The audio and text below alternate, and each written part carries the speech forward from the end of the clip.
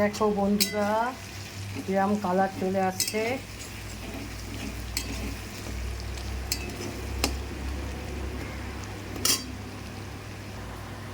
এবার দেখো এইখানে কি করেছি, ধনে, জিরে, তারপরে হচ্ছে অ্যাকচুয়ালি বড় এলাচ, বড় এলাচ আমার নেই, আমি ওই ছোটো এলাচ দিয়ে দিচ্ছি। দিয়ে এইগুলো শুকনো কলায় ভেজে নিয়েছি, দিয়ে এবার এটা গুঁড়ো করব। এবার দেখো বেশ ভালো মতো কালচে কালচে কালার এসে গেছে। এইবার আমি ওই ভেজে রাখা চিকেনটা দিয়ে দিচ্ছি। ভেজে রাখা চিকেনটা দিয়ে দিলাম, দিয়ে একটু কষিয়ে নিচ্ছি।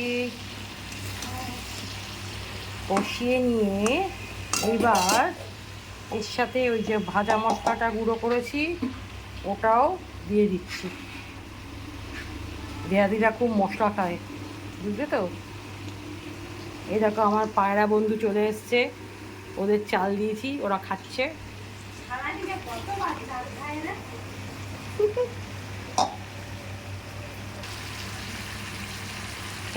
কষতে কষতে এর সাথে আর একটা জিনিস যোগ করছি।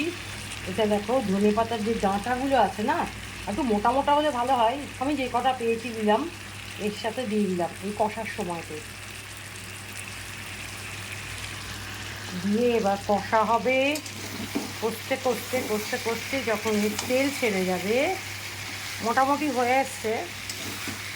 আর একটু ধনে পাতার ডাঁটা পেলে ভালো হতো, যাই হোক যতটুকু পেয়েছি ততটুকুই সই।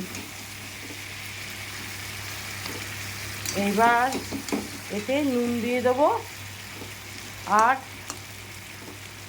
লঙ্কা গুঁড়ো একটু দিলে হয়, দরকার নেই আর ঝাল করার। হলুদ তো ম্যারিনেশনে দিয়েছি, সুতরাং আর দেওয়ার দরকার হবে না।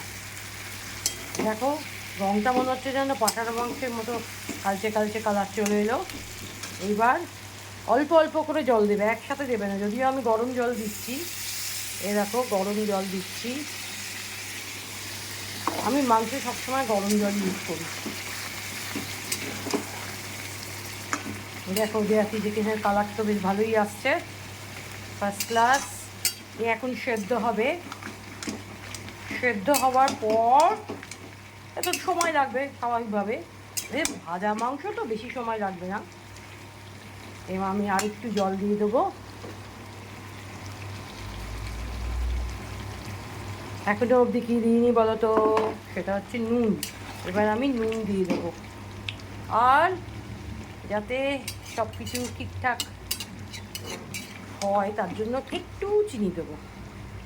এটা আমি দিই, তোমরা জানো। দেখো আর একটু জল দিতে পারি, দিয়ে দিলাম জল।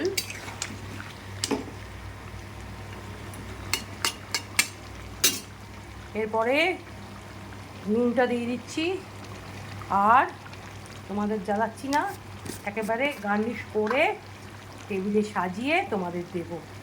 চলো একদিন করে দেখো কেমন লাগে। টাটা।